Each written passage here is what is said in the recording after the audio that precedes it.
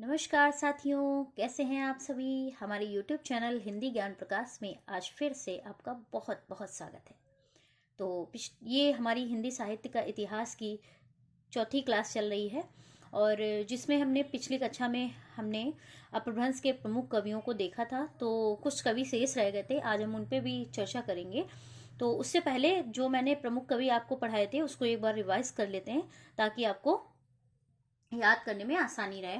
तो एक बार फिर से आप रिवाइज कर ले तो आगे समझने में आपको कठिनाई ना आए, इसलिए मैं एक बार फिर से इन रिवाइज करा देना चाहती हूँ। अपभ्रंश के प्रमुख कवि कौन? स्वयंभू। स्वयंभू का अर्थ होता है जो स्वयं पैदा हुआ हो, और इनका जो समय माना जाता है 783 के लगभग माना जाता है, क्योंकि निश्चित समय ये इनका नहीं है, इसमें डिबेट है। ये निवासी कहाँ के थे? कर्नाटक के। किसके अनुसार? डॉक्टर देवेंद्र कुमार जैन के अनुसार ये कर्नाटक के निवासी थे। और डॉक्टर नागेंद्र ने इन्हें कौशलवासी माना है। और डॉक्टर राम कुमार वर्मा जी ने इन्हें हिंदी का प्रथम कवि माना है। किसको? स्वयंभू जी को। डॉक्टर राम कुमार वर्मा जी ने स्वयंभू जी को हिंदी का प्रथम कवि माना है। और ये जैन परंपरा के प्रथम कवि भी माने जाते हैं।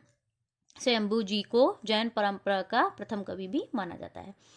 और इनको अपभ्रंश का वाल्मीकि भी कहा जाता है और व्यास भी कहा जाता है। स्वयंभू जी को अपभ्रंश का वाल्मीकि भी कहा जाता है और व्यास भी कहा जाता है। डॉक्टर भयाणी के अनुसार स्वयंभू जी को क्या माना जाता है? अपभ्रंश का कालिदास माना जाता है। तो आप लोग इसको मेंशन कर लीजिए। डॉक्टर भयाणी के अनुसार स्वयंभू जी को अपभ्रंश का कालिदास माना जाता है। प्रमुख रचनाएं। अब इनकी प्रमुख रचनाओं में से जो प्रथम इनकी रचना है वो पौमचर्यू है, जिसमें चर्यू का अर्थ मैंने बताया था पिछली क्लास में, चरित होता है। पौमचर्यू का अर्थ हुआ राम का चरित, जिसमें इन्होंने राम के जीवन का वर्णन किया है, जीवन चरित का वर्णन किया है। और इस रचना में, ग्रंथ में 5 कांड हैं और जिसमें 83 संधियां थीं। और इनकी ये जो रचना है ये एक अपूर्ण रचना थी। और स्वयंभू जी की पौमचर्यू जो रचना है वो अपूर्ण रचना है, और इसको पूरा करने का कार्य किसने किया था? इनके पुत्र त्रिभुवन जी ने इसमें 7 संधियां और जोड़ करके इसे पूरा करने का कार्य किया। तो इनकी रचना में 5 कांड में 83 संधियां इनके द्वारा रचित थी और 7 संधियां जो इनके पुत्र ने जोड़ करके इसे पूरा करने का कार्य किया। तो टोटल कितनी संधियां हो गई? 83 में 7 ऐड कर देंगे तो हमारी 90 संधियां होंगी। आप लोग इसको भी मेंशन कर ले। ये कहीं से क्वेश्चन बन सकता है कि पौमचर्यू रचना में इनके पुत्र ने 7 संधियां जोड़ी तो कितनी संधियां हो गई, इस तरह से क्वेश्चन बन सकता है। तो अब इनके जो 5 कांड थे इनकी रचना के, तो उसमें से 5 कांडों में से जो आप लोगों को ध्यान देना है, जो कांड, एक कांड ऐसा है विद्याधर कांड, जो तुलसीदास जी की रचना में नहीं है। बाकी सारी तुलसीदास जी की रामचरितमानस में मिलती हैं। सुंदर कांड भी है, लंका कांड, अयोध्या कांड, उत्तर कांड, विद्याधर कांड। इनके जो 5 कांड हैं प्रमुख, उसमें आप लोगों को ये हाईलाइट कर लेना है विद्याधर कांड है। ये इसको आप लोगों को बहुत ध्यान से समझना है कि अगर कहीं दे देता है कि तुलसीदास जी की रचना में कौन सा कांड नहीं है, तो आप समझ जाइएगा कि विद्याधर कांड तुलसीदास जी की रचना में नहीं है। तो इस तरह से प्रश्न बनते हैं यहाँ से, तो आप लोग इसे ध्यान रखें। और गोस्वामी तुलसीदास जी के रामचरितमानस पर इसका प्रभाव माना जाता है, अर्थात ये माना जाता है कि गोस्वामी तुलसीदास जी का जो ग्रंथ है, महाकाव्य है, तो रामचरितमानस, तो कहीं ना कहीं उनकी रचना पर इनके पौमचर्यू का प्रभाव माना जाता है। स्वयंभू के ग्रंथ पौमचर्यू का प्रभाव माना जाता है, अर्थात कहीं ना कहीं लोग ये मानते हैं कि इनकी इस रचना को फॉलो करके ही इन्होंने रामचरितमानस ग्रंथ की रचना की। फॉलो मीन्स अनुसरण। इस ग्रंथ में राम को निर्वाण प्राप्त करवाया गया है। इनके जो ग्रंथ है राम पौमचर्यू, तो इनके इस ग्रंथ में राम को निर्वाण का अर्थ क्या होता है? मैंने पिछली क्लास में बताया आप लोगों को। निर्वाण का अर्थ होता है मोक्ष प्राप्त करवाना। तो क्योंकि यहाँ पे जो भगवान राम है, वो भगवान के रूप में नहीं थे, मनुष्य के रूप में उन्होंने जन्म लिया था, तो इसलिए इस ग्रंथ में राम को निर्वाण अर्थात मोक्ष प्राप्त करवाया गया है। और राम, इनके ग्रंथ में राम जो थे वो जैन धर्म में दीक्षित बताया गया है और सीता जी को भी जैन धर्म में दीक्षित बताया गया है। और अपभ्रंश का महाकाव्य भी कहा जाता है। किसको? पौमचर्यू को अपभ्रंश का महाकाव्य भी कहा जाता है। तो आप लोग इसे भी हाईलाइट कर ले। और इनकी जो नेक्स्ट रचना है वो ऋठमेढ़चर्यू, जिसका आधार ग्रंथ क्या रहा है? महाभारत और हरिवंश पुराण। जैनियों का हरिवंश पुराण। और इसकी और क्या विशेषता है? इसमें तीर्थंकर नेमिनाथ के साथ साथ कृष्ण तथा पांडवों के चित्रण भी है। इसमें तीर्थंकर नेमिनाथ के साथ साथ कृष्ण तथा पांडवों का भी चरित्र चित्रण है। क्लियर है इतना? अब यहाँ पे आइए स्वयंभू छंद। अब देखिए स्वयंभू छंद क्या होता है। जो स्वयंभू के द्वारा छंद लिखे गए हैं, इनकी जो रचना है, नेक्स्ट रचना है 3rd नंबर, तो वो स्वयंभू छंद, जो स्वयंभू के द्वारा छंद लिखे गए हैं, इसका अर्थ हुआ, शाब्दिक अर्थ हुआ स्वयंभू के द्वारा लिखे गए छंद। तो इसमें क्या है कि अपभ्रंश और प्राकृत के लगभग 60 कवियों का वर्णन है। इसमें अपभ्रंश और प्राकृत के आप लोग इसे ध्यान रखेंगे के लगभग 60 कवियों का वर्णन बताया गया। अब हरिसेन नाम के एक कवि हुए जिन्होंने अपने ग्रंथ धम्म परीक्षा में 3 कवियों का उल्लेख किया। हरिसेन नाम के एक कवि हुए और जिन्होंने अपने धम्म परीक्षा का अर्थ होता है धर्म परीक्षा में 3 कवियों का उल्लेख किया है। और जिसमें ये 3 प्रमुख कवि कौन कौन से थे? चतुर्मुख जी, स्वयंभू जी और पुष्पदंत जी। और तो पद्धड़िया बंद, अपभ्रंश में 3 प्रकार के बंद मिलते हैं। कौन कौन से पाए जाते हैं? दोहा, पद्धड़िया और गेय। तो दोहा का अर्थ आप लोग जानते ही हैं, दोहा छंद का। और पद्धड़िया क्या होती है? चरित काव्यों में 16 मात्राओं का छंद होता है। 8 छंद के बाद दत्ता देना, अर्थात दत्ता देना मतलब इसको कड़वक शैली भी कहा जाता है। अब दत्ता देना क्या होता है मैंने 2 बार बताया आप लोगों को पिछली क्लासों में, एक बार फिर से आपको क्लियर कर देना चाहती हूँ। 8 छंद जैसे मान लीजिए रामचरितमानस, गोस्वामी तुलसीदास जी के जो रामचरितमानस है, जिसको सभी लोग पढ़ते हैं, ऑलमोस्ट सबके घर में बड़े बूढ़े और सभी लोग पढ़ते होंगे। तो 8 मान लीजिए 8 चौपाई दे दी गई, उसके बाद फिर दोहा एक दे दिया गया या सोठा दे दिया गया। तो 8 चौपाई के बाद फिर छंद को बदल देना, दोहा छंद दे देना, चौपाई छंद के बाद दोहा छंद दे देना, सोठा छंद दे देना। तो यही होता है हमारा पद्धड़िया बंद। तो पद्धड़िया बंद के जो प्रवर्तक माने जाते हैं, कौन माने जाते हैं? चतुर्मुख जी माने जाते हैं। और किसके द्वारा माने गए हैं? तो स्वयंभू जी ने पद्धड़िया बंद का प्रवर्तक चतुर्मुख जी को माना है। अब गेय छंद क्या है? गेय बंद क्या है? जो पद गाए जाते हैं उनको हम गेय कहते हैं। अब नेक्स्ट है हमारे कवि पुष्पदंत जी, जिनका समय 10वीं शताब्दी का रहा है। ये शैव थे, अर्थात पहले शिव के उपासक थे और बाद में इन्होंने जैन धर्म में दीक्षा ले ली थी। ये मान्यखेट के राजा कर्ण के महामात्र का मतलब महामंत्री, आप लोग यहाँ मेंशन भी कर सकते हैं, महामंत्री। ये मान्यखेट के राजा कर्ण के महामात्य भीम के सभा कवि थे। यानी मान्यखेट के जो राजा थे कर्ण, उनके महामंत्री भीम के सभा कवि थे। उनके जो महामंत्री थे, मानखेट के राजा हो गए कर्ण और जिनके महामंत्री हो गए भीम के ये सभा कवि थे। क्लियर इतना? उसके बाद इनकी रचनाएं क्या थी? महापुराण, जिसको हम 63 महापुरुष गुणालंकार के नाम से भी जानते हैं। 63 महापुरुष यानी इसमें 63 महापुरुषों का जीवन चरित है। तो आप लोग इसे ध्यान रखेंगे, महापुराण को हम 63 महापुराण पुरुष गुणालंकार के नाम से भी जानते हैं। इसमें इनके ग्रंथ में क्या है, इनकी ग्रंथ की क्या विशेषताएं रही थी? राम कथा का वर्णन है इसमें। और पुष्पदंत जी ने राम की माता का नाम सुबला तथा सुबाला बताया है। अब इनका जो ग्रंथ है इसमें राम कथा का वर्णन है और इस राम कथा में इन्होंने पुष्पदंत जी ने राम की माता का जो नाम बताया वो सुबला या सुबाला, जबकि रामचरितमानस में तुलसीदास जी का जो महाकाव्य है रामचरितमानस, उसमें उनकी माता, राम की माता का नाम कौशल्या बताया गया, जो कि सर्वमान्य है और सभी लोग इसी को मानते हैं। और इसमें क्या है, राम की 8 पत्नियां बताई गई हैं, जबकि भगवान राम की सिर्फ एक पत्नी मानी जाती है, सीता। और श्री सीता को मंदोदरी से यहाँ पे उत्पन्न बताया गया है, यहाँ पे सीता को मंदोदरी से उत्पन्न बताया गया है। शुक्ल जी ने इनकी 2 अन्य रचनाएं और मानी है। कौन कौन सी? महापुराण के अलावा इन्होंने, शुक्ल जी ने इनकी 2 रचनाएं और मानी, आदि पुराण और उत्तर पुराण। तो आप लोग इसे भी ध्यान रखेंगे कि किसके द्वारा ये आदि पुराण और उत्तर पुराण 2 रचनाएं और मानी गई इनकी, तो शुक्ल जी के द्वारा मानी गई हैं। या शुक्ल जी के द्वारा कौन सी 2 अन्य रचनाएं और मानी गई? आदि पुराण, उत्तर पुराण। आप यहाँ से 2 प्रश्न बनते हैं, आप लोग दोनों ध्यान में रखेंगे। अब इन्होंने अपनी रचना में, कुछ लोग मानते थे कि ये पहले शैव शिव के उपासक थे, बाद में इन्होंने जैन धर्म में दीक्षा ले ली। उसके बाद इन्होंने इस महापुराण की रचना भी की जिसमें राम कथा का वर्णन है। तो मतलब जैन धर्म में होकर के भी इन्होंने राम कथा का वर्णन किया। तो कहीं ना कहीं ये जो है अपने आराध्य देव को भूल नहीं पाए, इसलिए इन्होंने इस ग्रंथ की रचना की। तो उसी की सफाई में इन्होंने कुछ कथन कहा है अपना, तो जिसमें ये लिखा है कि भैरव राजा की स्तुति में काव्य बनाने की जिस मिथ्या ने जन्म लिया था उसे दूर करने के लिए मैंने इस महापुराण की रचना की है। इन्होंने अपने इस कथन में अपना जो वो है सफाई एक तरीके से प्रस्तुत की है कि भैरव राजा की स्तुति में काव्य बनाने की जिस मिथ्या ने जन्म लिया था उसी को दूर करने के लिए मैंने इस महापुराण की रचना की। ये महापुराण के संदर्भ में इनका कथन है। किसका कथन? पुष्पदंत जी का स्वयं का ये कथन है। किसके संदर्भ में है? महापुराण के संदर्भ में है। अब इनका जो नेक्स्ट जो ग्रंथ था ड़य कुमार चरित था। तो ड़य कुमार चरित में क्या है, नाग कुमार चरित है। ये जैन धर्म में इस ग्रंथ में जैन धर्म के पंचमी व्रत का उल्लेख है। नेक्स्ट इनकी जो रचना है जस हरि चरियु, इसका अर्थ है यशोदा चरित।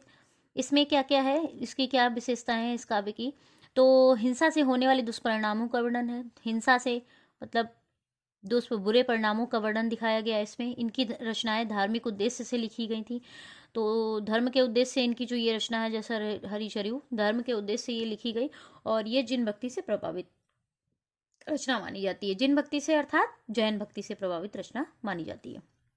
चरित काव्यों में पुष्पदंत चौपाई छंद का प्रयोग किया। पुष्पदंत जी ने चरित काव्यों में पुष्पदंत जी ने चौपाई छंद का प्रयोग किया।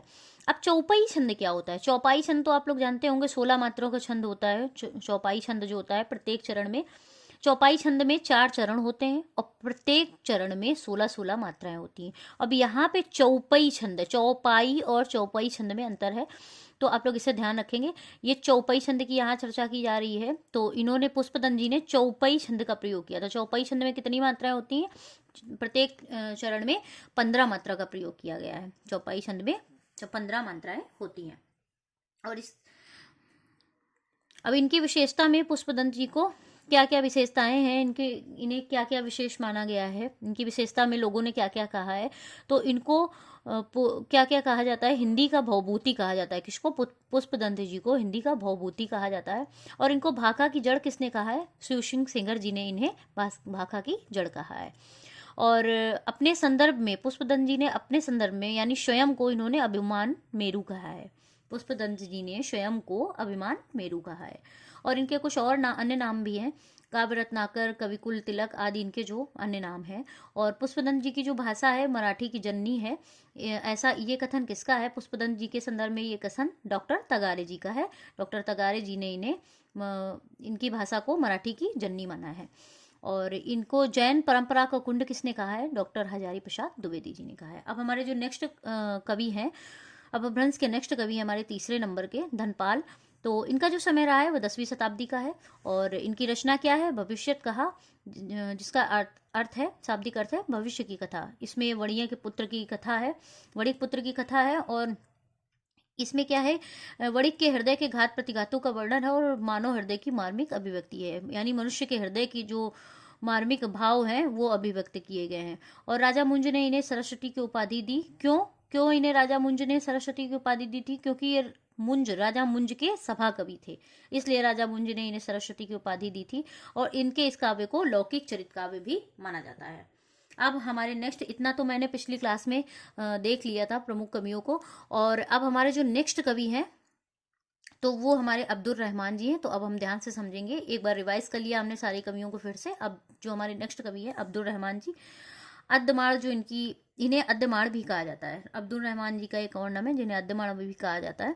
और इनका जो समय रहा है वो 12वीं शताब्दी का है। तो इसमें भी डिबेट है, समय इनका ये निश्चित नहीं है, इसमें भी डिबेट है, तो आप लोग इसे मेंशन कर लें 12वीं शताब्दी। और क्योंकि कुछ लोग इन्हें 12वीं शताब्दी के अंत का मानते हैं और 13वीं का शुरुआत मानते हैं, तो ये आप मान सकते हैं या मेंशन कर सकते हैं कि 12वीं से 13वीं शताब्दी के बीच का जो समय रहा है, 12वीं और 13वीं शताब्दी के बीच का जो समय रहा है वो इनका समय रहा है। कुछ लोग इन्हें 12वीं के लास्ट और 13वीं की शुरुआत मानते हैं, इसलिए ये 12वीं से 13वीं शताब्दी के बीच का जो समय रहा है वो अब्दुल रहमान जी का समय रहा है। और इनका स्थान क्या था? तो ये कहाँ के निवासी थे? मुल्तान के माने जाते हैं। और इनकी जो रचना है तो वो संदेश रासक। और ये क्या है? इनकी जो रचना है संदेश रासक, ये कैसा काव्य है? ये एक खंड काव्य है, खंड काव्य। और इसकी विषय वस्तु क्या थी? विक्रमपुर की वियोगनी का वर्णन, विरह वर्णन। विक्रमपुर की वियोगनी का वर्णन यानी प्रेम कथा है, विक्रमपुर की वियोगनी का वर्णन है।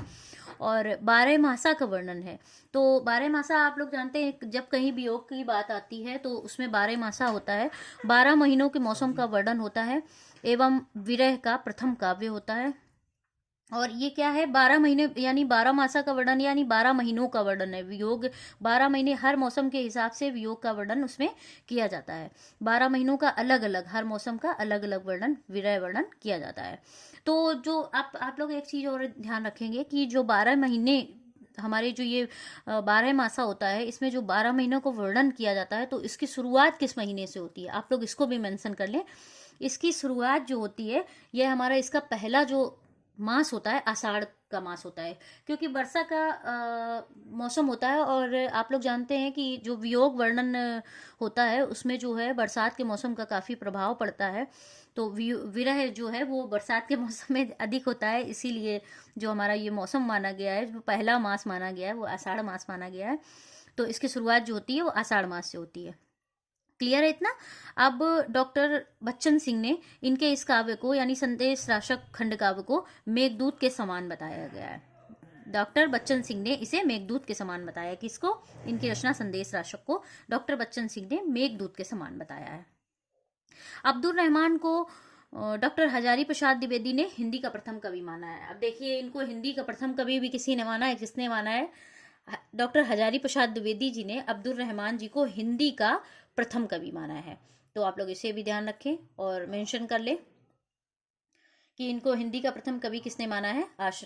हिंदी का प्रथम कवि आचार्य हजारी प्रसाद द्विवेदी ने माना है। और इनका जो पहला मास था वो आषाढ़ मास, ये आप लोग जरूर हाईलाइट कर लेंगे कि मान लीजिए यहाँ से क्वेश्चन बनता है कि 12 मासों में जो विरह वर्णन होता है वो किस महीने से उसकी शुरुआत होती है। तो आप लोग इसे मेंशन कर ले कि आषाढ़ मास से इसकी शुरुआत होती है। और 12 मासा क्या है? 12 महीनों के मौसम में विरह का वर्णन। मतलब जो मौसम एक एक महीने के हिसाब से, मौसम के हिसाब से विरह का वर्णन किया जाना, वो होता है 12 मासा का वर्णन। अब इनका जो ग्रंथ था ये संदेश राशक। तो देखिए, अभी तक जितने भी ग्रंथों की रचना हुई थी तो वो कहीं ना कहीं उसमें धार्मिकता का वर्णन किया गया था। धर्म के पर आधारित वो ग्रंथ थे जितनी भी रचना हुई थी। और ये कहीं ना कहीं धर्म से जो थोड़ा सा बाहर कह सकते हैं, धर्म से अलग ग्रंथ लिखा गया, क्योंकि इसमें वियोग का वर्णन है। तो इनका जो आप लोग इसे भी मेंशन कर लेंगे कि अब्दुल रहमान जी का जो ग्रंथ रहा है संदेश राशक, तो ये धर्म से जो है इतर लिखा गया, यानी प्रथम रास ग्रंथ इसको माना जाता है। क्यों माना जाता है? क्योंकि अभी तक जो जितने भी ग्रंथ जिसने लिखे हैं वो सिर्फ धर्म पर आधारित थे। आपने देखे जितने भी ग्रंथ थे इससे पहले के जो प्रमुख कवि हुए अपभ्रंश के, उन्होंने सिर्फ धार्मिकता पर आधारित ग्रंथों का वर्णन किया है। और इसमें यह जो ग्रंथ है ये विरह पर आधारित है, तो ये धर्म से इतर लिखा गया, यानी धर्म से बाहर है, अलग है। तो ये प्रथम धर्म से इतर प्रथम रास ग्रंथ माना जाता है। अब इनकी जो भाषा है, किसकी भाषा? इसकी भाषा को, यानी संदेश राशक की, कवि की भाषा मैं नहीं कह रही हूं यहाँ पे। संदेश राशक जो इनका ग्रंथ है संदेश राशक, उसकी भाषा को संक्रांति कालीन भाषा कहा गया है। और ये किसने कहा है, किसके द्वारा माना गया है इसकी भाषा को? संदेश राशक की भाषा को संक्रांति कालीन भाषा किसने कहा है, किसके द्वारा कहा गया? विश्वनाथ त्रिपाठी जी ने इनकी संदेश राशक की भाषा को संक्रांति कालीन भाषा माना है, कहा है। क्लियर है। नेक्स्ट है हमारे मुनि राम सिंह जी, और इनका भी समय क्या रहा है? 1057 ईस्वी के आसपास। इसमें भी डिबेट है, समय निश्चित नहीं है, तो आप लोग आसपास 1057 ईस्वी के आसपास का समय मान सकते हैं, और यही माना गया हिंदी साहित्य में। और इनकी रचना क्या है? पाहुड़ दोहा। जैन परंपरा के सर्वश्रेष्ठ रहस्यवादी कवि माने जाते हैं। मुनि राम सिंह जी जो हैं जैन परंपरा के सर्वश्रेष्ठ रहस्यवादी कवि माने जाते हैं। और इनकी जो रचना है पाहुड़ दोहा, उस रचना में क्या क्या है, इसकी विशेषताएं क्या है? उस रचना की, पाहुड़ दोहा की विशेषताएं क्या क्या है? कि इसमें इंद्रिय सुख तथा सांसारिक सुखों की निंदा की गई है। अर्थात इसमें इंद्रिय सुख आप लोग जानते हैं, और सांसारिक सुख, संसार के सुखों की क्या की गई है? निंदा की गई है। तो एक सेकंड, आप लोगों को अब दिख रहा होगा। तो इसमें क्या है? इंद्रिय सुख और सांसारिक सुखों की निंदा की गई है। तो जहां पर इंद्रिय सुख की बात करते हैं, और तो वहां पे क्या, आप इसको क्या मान सकते हैं? दार्शनिक काव्य भी मान सकते हैं। आप लोग इसे भी मेंशन कर लें कि जहां पर इंद्रिय सुख की निंदा की जाए तो उसको हम, इस तरह के काव्य को हम दार्शनिक काव्य भी मानते हैं। तो इतना हमारा जो मुनि राम सिंह का था, तो उनके बारे में क्या क्या विशेषताएं थी उनकी, और क्या रचना थी उनकी पाहुड़ दोहा है, तो ये मैंने बता दी है। अब जो हमारे नेक्स्ट कवि हैं जोइंदु, यानी इनको योगेंदु भी कहा जाता है, इनका एक और नाम है, योगेंदु के नाम से भी जानते हैं, तो आप लोग इसे भी ध्यान रखें। और इनका जो समय रहा है वो 6वीं शताब्दी का माना जाता है समय। और इनकी जो रचनाएं हैं वो प्रमुख 2 रचनाएं हैं। एक पहली है जो परमात्म प्रकाश, तो आप लोग इसे इनकी रचना के बारे में इतना ज़्यादा नहीं पूछा जाता है, तो आप लोग ऐसे ही जो है मेंशन कर ले थोड़ा सा कि इनकी जो रचना है परमात्म प्रकाश और दूसरी रचना है योगसार। तो आप लोग सिर्फ रचना का नाम ध्यान रख लेंगे, रचना के बारे में इतना पूछा नहीं जाता है। तो जो मुझे मुख्य जो पॉइंट हैं वो मैंने बना रखे हैं आप लोगों की, ज़्यादा कुछ नहीं जो आपके पेपर से रिलेटिव है, तो इसीलिए मैं आपको उतना ही बताना चाहती हूँ जितना कि आपके कोर्स में आने वाला है, फालतू नहीं। तो इनकी जो रचना थी, आप लोग इनकी रचना का ही नाम याद रख लेंगे, उतने में ही आपका जो है क्वेश्चन इसी से बनता है।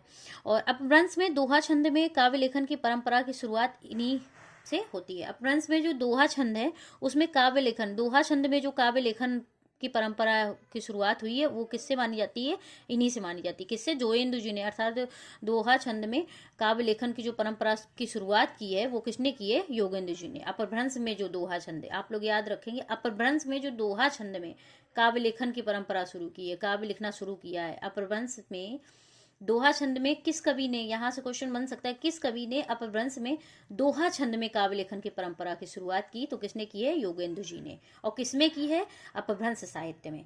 तो आप लोग दोनों यहाँ से 2 क्वेश्चन बनते हैं, तो आप लोग इसे मेंशन कर लें। और हमारे नेक्स्ट जो कवि हैं कनकामर मुनि, तो कनकामर मुनि, इनकी जो बस रचना का नाम याद रखेंगे, और वो भी ज़्यादा इनका कोई विशेष नहीं है, प्रमुख नहीं है। तो रचना का नाम याद रखेंगे करकंड चर्यु, इनकी जो रचना है वो करकंड चर्यु। और तो अब हमारी ये लास्ट कवि थे, और यही हमारे अपभ्रंश के प्रमुख कवि हैं जो हमारे सिलेबस में है, कोर्स में, और हमारी परीक्षा में आते हैं। इन्हीं कवियों से हमारे प्रश्न बनते हैं। तो जो जो मुख्य था इन कवियों के बारे में, प्रमुख कवियों के बारे में, वो सब मैंने आपको बता दिया है। और जो हमारे कवि हैं, प्रमुख कवि हैं, एक चीज़ आप लोगों को मेंशन कर ले, जो हमारे ये हरिशेन ने अपने ग्रंथ, जो हरिशेन के द्वारा कवि हुए हैं हमारे, तो उनके द्वारा जो ग्रंथ लिखा गया धम्म परीक्षा, धर्म परीक्षा मतलब धर्म परीक्षा, जो ग्रंथ लिखा गया है, तो उस ग्रंथ में इन्होंने 3 कवियों का वर्णन किया था। 3 प्रमुख कवि माने, कौन कौन से? चतुर्मुख जी, स्वयंभू जी और पुष्पदंत जी। तो उसमें जो चतुर्मुख का वर्णन पूछते हैं कि कहाँ पे मिलता है, लोग ऐसे क्वेश्चन बनता है, तो चतुर्मुख का जो वर्णन मिलता है वो धम्म परीक्षा में मिलता है। और धम्म परीक्षा नामक ग्रंथ की रचना किसने की है? हरिशेन कवि जी ने। तो आप लोग 3 क्लासों में मैंने आपको कंटिन्यूअसली हरिशेन के बारे में बताया। हरिशेन नाम के एक कवि हुए और जिनका ग्रंथ हुआ धम्म परीक्षा। धम्म परीक्षा का अर्थ होता है धर्म परीक्षा। तो उनके ग्रंथ में प्रमुख उन्होंने अपने किन 3 कवियों का वर्णन किया है? तो चतुर्मुख जी का, स्वयंभू जी का और पुष्पदंत जी का। तो ये 3 कवि हुए हैं। तो आपको कहीं से भी पूछ सकते हैं कि पुष्पदंत जी का वर्णन कहाँ मिलता है, तो उनका भी वर्णन हरिशेन के धम्म परीक्षा में मिलता है। चतुर्मुख का वर्णन हरिशेन के धम्म परीक्षा में मिलता है, और पुष्पदंत जी का और स्वयंभू जी का वर्णन हरिशेन के धर्म परीक्षा में मिलता है। तो इस तरह से पदड़िया बंद के प्रवर्तक भी इनको माना जाता है, चतुर्मुख जी को। पदड़िया बंद भी मैंने बता दिया है क्या होता है, दत्ता देने की प्रथा, अर्थात 8 छंद के बाद दूसरा छंद दे देना, जैसे दोहा दे देना, चौपाई दे देना, चौपाई के बाद दोहा दे देना, सोठा दे देना, इस तरह से छंद को बदल देना, दूसरा छंद दे देना, इस तरह से ये होता है हमारा। इसको कड़वक शैली भी कहा जाता है। पदड़िया बंद को दत्ता देने की प्रथा, कड़वक शैली आदि भी कह सकते हैं। तो इस तरह से हमारी जो ये क्लास है हिंदी साहित्य का इतिहास, इसमें जो अपभ्रंश साहित्य है, ये हमने अपभ्रंश साहित्य को देखा, अपभ्रंश साहित्य के प्रमुख कवियों को देखा, और इस तरीके से हमने सारे जो हमारे मुख्य कवि थे उनको हमने देखा। और नेक्स्ट जो हमारी क्लास होगी वो हमारे अपभ्रंश जितने भी साहित्य हुए हैं मैंने बताए हैं, तो उन साहित्य पे हम चर्चा करेंगे। तो मिलते हैं हम अगली क्लास में। जैन साहित्य हमारी अगली जो क्लास होगी वो जैन साहित्य होगी, और जैन साहित्य पे हम चर्चा करेंगे। फिर उसके प्रमुख, उनके जो प्रमुख कवि हुए हैं उन पे चर्चा करेंगे, प्रमुख विद्वानों पे चर्चा करेंगे। तो आज की क्लास हमारी यहीं समाप्त होती है। तो आई होप कि मैंने एक बार फिर से आपको रिवाइज भी करवा दिया है। तो आपको चीज़ें, अगर आपने पिछली क्लास मिस कर दी है कहीं ना कहीं, तो आप लोग यही क्लास देख लेंगे और समझ लेंगे, मेंशन कर लेंगे, तो इसी से आपका काम हो जाएगा और चीज़ें आपको क्लियर हो जाएंगी, माइंड में सेटअप हो जाएंगी।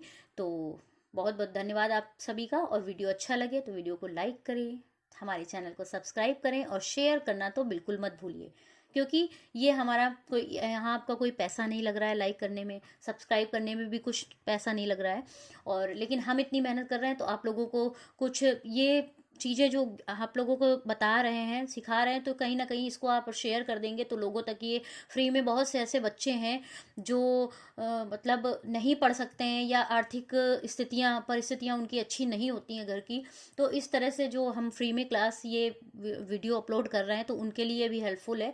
तो इसलिए आप लोग शेयर कर दें।